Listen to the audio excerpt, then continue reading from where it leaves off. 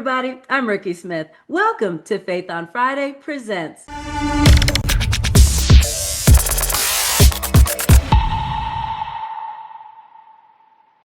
At Faith on Friday Presents, our goal is to drive motivation by closing the door on the comfort zone, to foster inspiration by showing you what's possible, and to create transformation by challenging those negative and unproductive mindsets.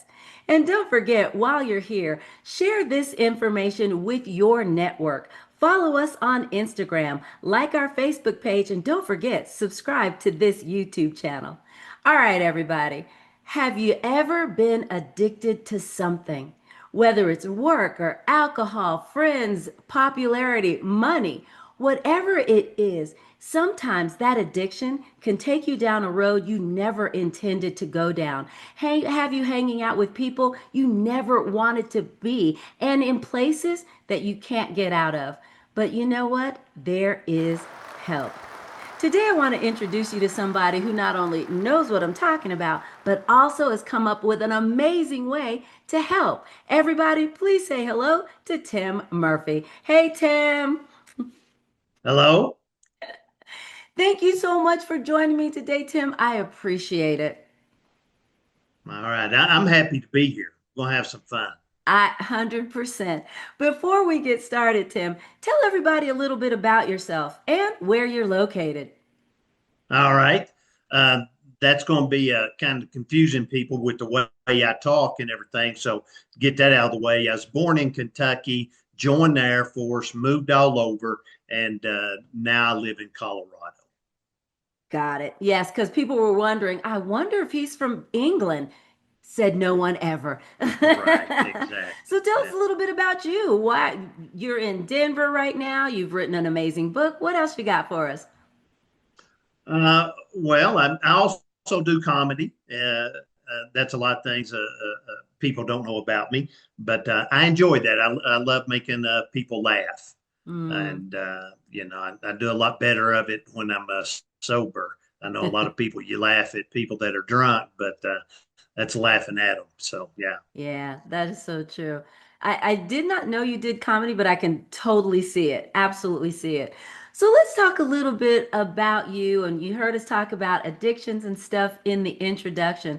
Where did your story start, Tim? uh, Almost from birth, to be truthful with you. Both my parents were severe alcoholics.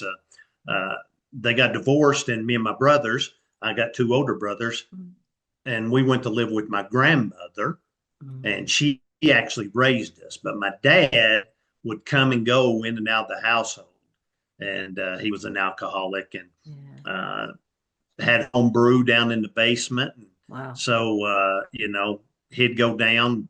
We'd be watching Gunsmoke. By the time Gunsmoke was over with, he couldn't make it back up the stairs. Wow. And so, as kids, we'd go in and dip into it and stuff. And so, by the time I graduated high school, I was a low self esteem, suicidal alcoholic. Oh my goodness. It's so funny. You hear a lot of kids that started drinking when they were young, Mm-hmm. drinking in high school, hanging out with their friends, thinking they were super cool.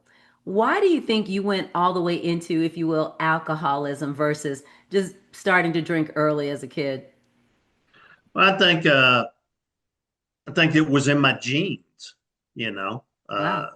Yeah, my Levi's. But no, as both my brothers, alcoholics, Wow. one is still alive, but he is now sober himself.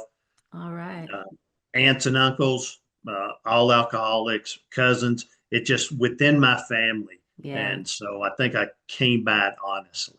Yeah. Now, you said you were in the Air Force. Thank you for your service, by the way. Were you still drinking at that time as well? Oh, yes, heavily still yet. Mhm. Wow. How did you get around that? Because we've heard the term functioning alcoholic. Mhm. What is that? Right. When I went in the early 80s. Hmm. Uh, Alcoholism wasn't that big of a deal in the military. It's almost promoted. When we'd have Wow. commanders calls, that'd be when the commander would bring the whole squadron together and do some briefings. Uh, Hmm. they was in the back of the room. They were snacks and a keg of beer. A lot of times those meetings were held at the base club. Mm-hmm. Softball games, there was a keg there. Yeah. Alcohol was not that big of a deal. And then as the times changed and everything, it turned out that it was. And, I changed my modalities to fit Mm-hmm. in with what was going on. Wow. At the time when I joined the Air Force, wearing your seatbelt wasn't even a big deal. They Oh didn't my care goodness. about it. I know it's funny how things change. Now, did people realize that you were drinking as much as you were, Oh, yes. Uh, but didn't say anything or didn't do anything or didn't come to you with it? right. I wasn't causing problems at work, wasn't Mm-hmm. being arrested, not fighting at work. And so it wasn't causing a problem. So nobody says anything. And Yeah. and people that's listening to this will sit there and think, oh, I know somebody at my work that I know drinks and nobody Mhm. intervenes. Yeah. Uh, it's happened at my last job before I Hmm. retired. Yeah. Yes. I mean, and you think about it, a lot of us know somebody on the job, in our network, if you will, that drinks all the time. Mhm. And like you said, because they're not causing any problems or anything, what's the problem? Let me ask Right. you then, what then should we do? Because we're going to move into some things, but I'm just curious because if you know somebody who's drinking and doing all the things, is there something that we as bystanders, friends, co-workers, is there something we should do or say? Well, as friends, yes, and that's what puts you in the friends category. Mm, Is sit down when they're ready to talk and talk to them about it. But what is happening, they will deny it. yeah. And so they're really not going to be open to the conversation. No, that's not the case. I don't have that problem, even though they go to lunch and have a 3 martini lunch. And Right. maybe sometimes they don't come back to work Mm. Oh my or gosh. come to work and then, oh, I had an accident. I need to go home and clean up or whatever. Making The the excuse. excuse, they're making excuses and everybody knows, but nobody intervenes. But yes, and Yeah. where the real help and stuff would come from Mm. is the supervisor, the immediate supervisor, and that chain of command that Mm-hmm. can actually say, hey, you need help and we're going to get you help. Yeah. Wow. So in your drinking during the time that you were, what was your crossroad? Did somebody say something to you?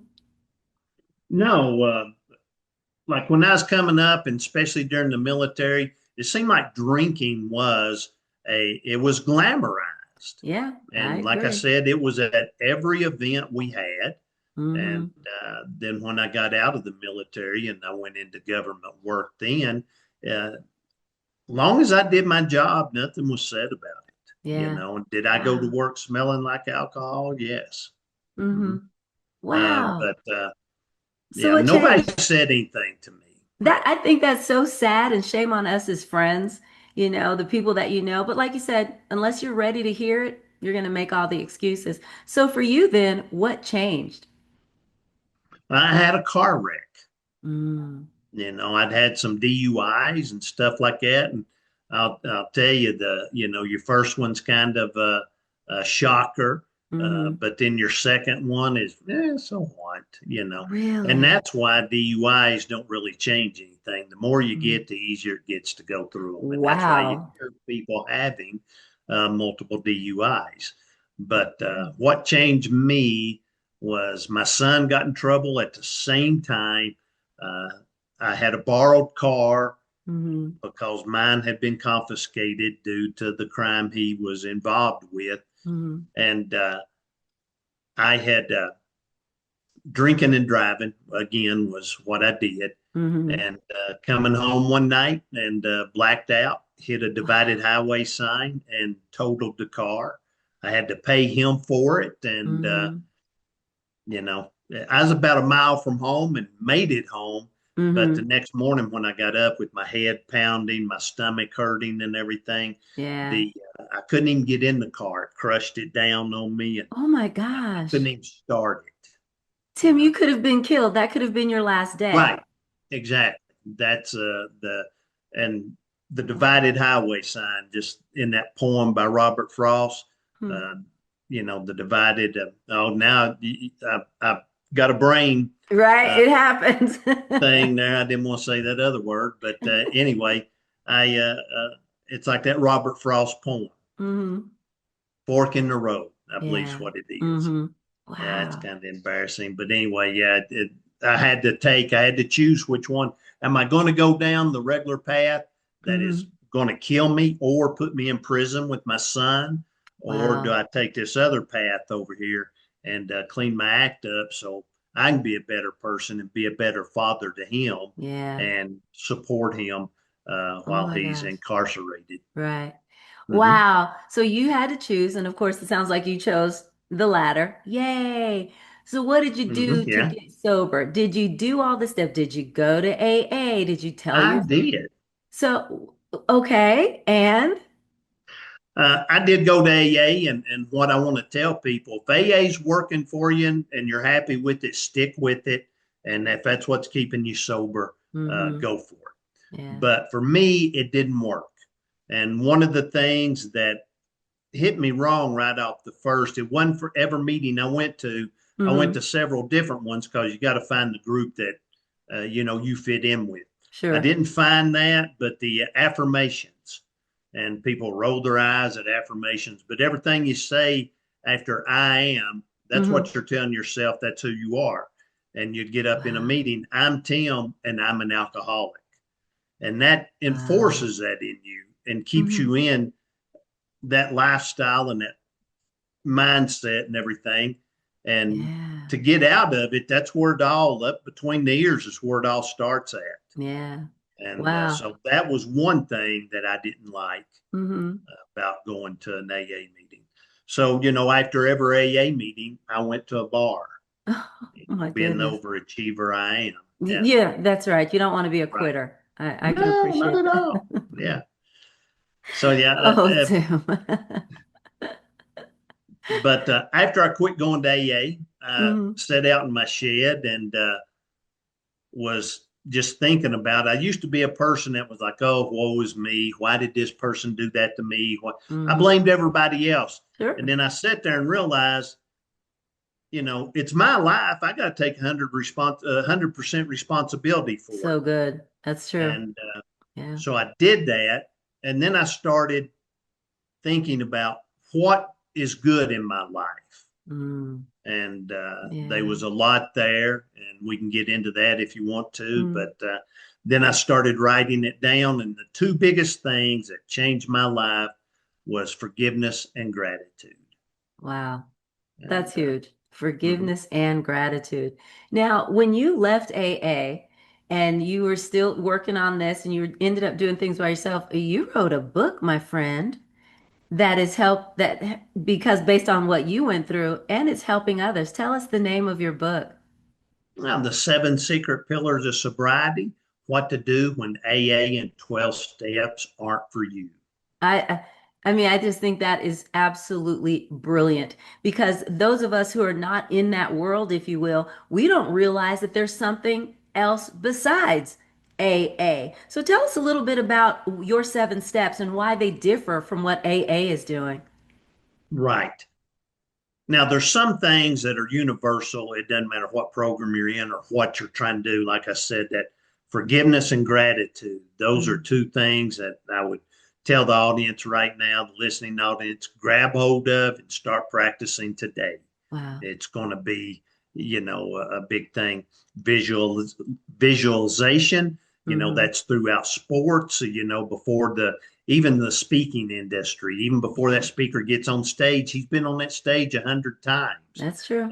Before that basketball player makes that shot, he's made that shot in his mind 100 times. Yeah. Uh, and you can there's a lot of famous athletes that talk about they do Hmm. visualization, That's so true. it's real Yeah. and it works. Wow. Journaling, writing it down. If you think it, ink it. I like it. If you And think it, right, ink it. ink That's it. so good. Yeah, put it down on paper. That's an exercise for your mind to write it. It's not good enough just to sit there and think about these thoughts. Hmm. Write them down. That's neat. So that's a few Yeah. other No, those things. are really good. You stuck on the forgiveness and gratitude. Talk to us about, in that space, in that headspace, in that time and space for you. What were you forgiving at that time? Okay. Like I said, everybody had done things to me. It wasn't Mm-hmm. never my fault. But now, when I was a kid, a lot of things did happen to me that wasn't Mm-hmm. my fault. Sure. And I didn't go and knock on these people's doors, write them a letter, call them on the phone. I just sat out in my shed out there Mm-hmm. and I forgave them out loud. I did Oh, speak it wow. out loud Mm-hmm. and I forgave them. And then I forgave myself. And that That's was a good. big one for Yeah. all the wrongs that I had done Mm-hmm. and believing the way I had believed. But now, one thing I do want to say about forgiveness, you hear that, oh, forgive and forget. It's Yeah. not possible. Mm-mm. That scar is going to be there. And you may have to forgive it more than once. And each Mm-hmm. time you do That's your so good. forgiveness, it's going to get smaller Yeah. to where it doesn't hurt as bad. That's so And you good. can, yes, Because people look at, like you said, people hear forgive and forget. If it were only that there, easy, yes, exactly. it never goes away. And one of the things I like to tell my friends and even my clients, it's not so much that you're forgiving to get anything. It's that you are now able to move forward because you're no longer holding on to something that is literally holding you back and pushing you down. And now you Right. can use it instead of it using you. That being Exactly. said, what an interesting segue. Yay, me. So now, Tim, you're actually helping others with your 7 steps. You are now coaching and helping people get sober as well. Before we get into that, how long have you been sober now, Tim? Oh, I got sober in 2014. Woo! Yeah. That congratulations, because that's Thank you. huge. Thank you. That is so huge. And I'm sure it's been super easy with no problems, right? Yeah, exactly. As if, yeah, you the man. I Yeah, mean, because people coming off cigarettes will know this not easy, and it takes intentionality. So now, right. as you're working with other people in this, who is it that you're working with? Who are your clients now? Well, since I spent over 40 years in the government, Hmm. I like to work with military folks and government employees. Most of them are retired now because they're Hmm. around my age, but Hmm. some of them are still active and stuff like that. But that's my preferred Yeah. is government workers. Hmm. And I'm sure at this point in time in space, there are a lot of government workers probably needing the help. But Tim, you mentioned earlier that when people say come to you, hey, there seems to be a problem, they're going to deny it. They're not ready yet. How do your clients come to you? Did somebody refer them or are they making the phone call, hey, I need to talk to somebody? I will admit right now, the people that will respond to my post and stuff like that, and when Mm-hmm. I do the call to action to contact me, is very little. Most of it is through referrals and hey, Mm-hmm. could you talk to my friend?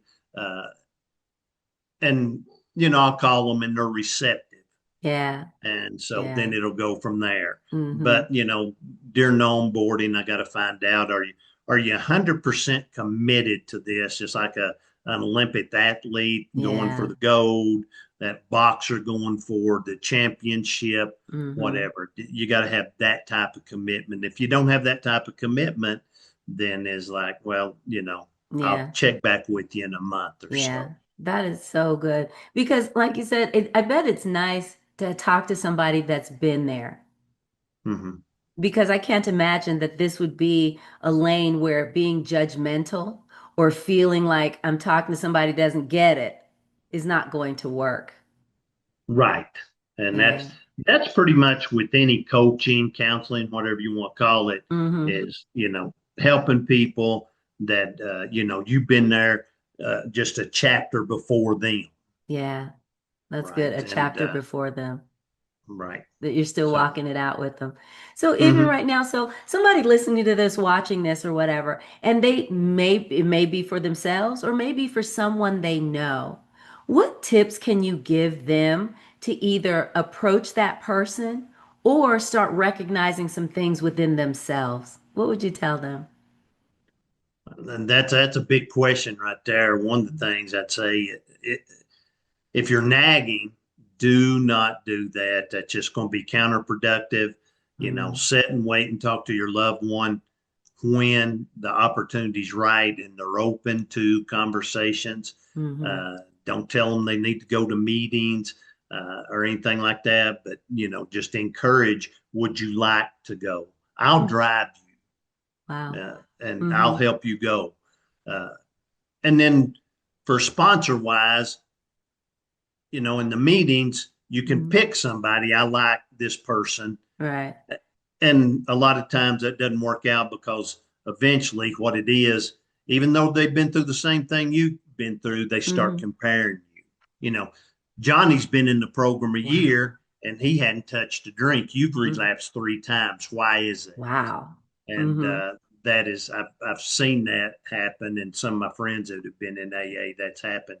Mm-hmm. So my program it's a family issue, so we can be like me and you here on Mm-hmm. Zoom and talking about things Mm-hmm. with the spouse right there next to you. And you don't have to Wow. leave your home. But Mm-hmm. also that, I'll look at you as an individual. Yeah. It's your problem, and we'll work through to Mm-hmm. get it. And then your support network will be your spouse, the people that love you the most. Mm-hmm. And my support network were alcoholics. They still drink today, but what it Yeah. is, they love me, wanted the Yeah. best for me. So when I went and announced out loud that I want to get sober, they're Mm-hmm. the first ones to support me. They didn't want Wow. drink ain't going to hurt you, you know. Mm-hmm. Yeah, Yeah. Oh my gosh, that's so good. The support is what matters. One of the it things that is. stuck out to what you just said is when you announced it out loud. How Right. important is that? Well, it's very important because you, when I was getting drunk and running around doing all these things, that was not anonymous. I was That's so in true. people's faces and doing it and having to apologize the next day for my Yeah. actions and stuff. Mm.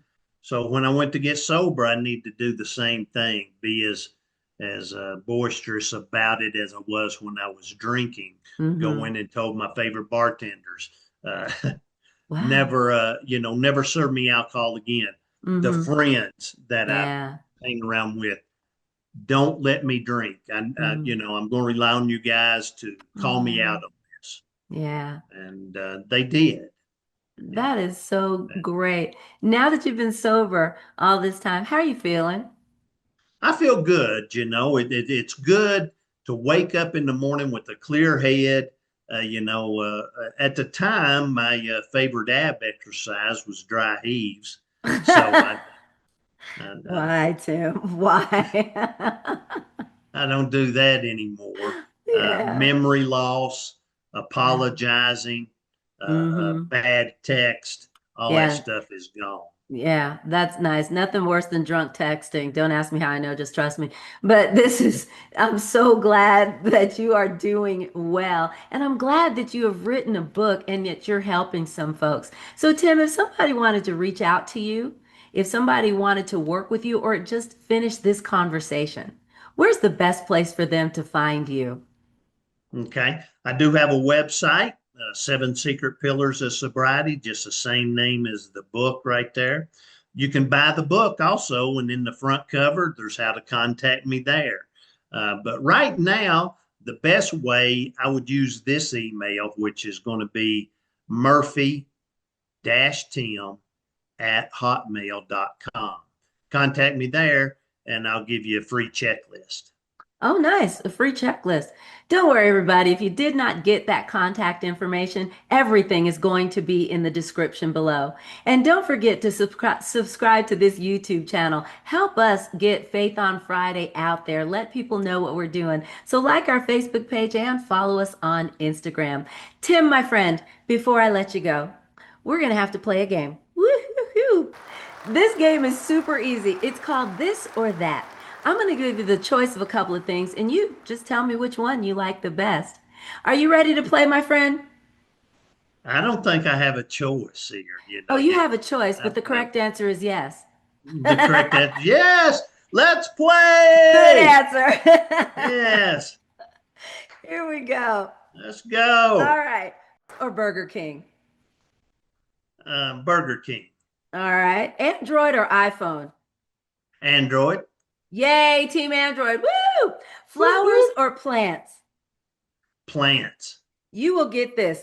Oatmeal or grits? grits. That's that's what I'm talking about. Everybody down south is like, that's my dude right there. I like it.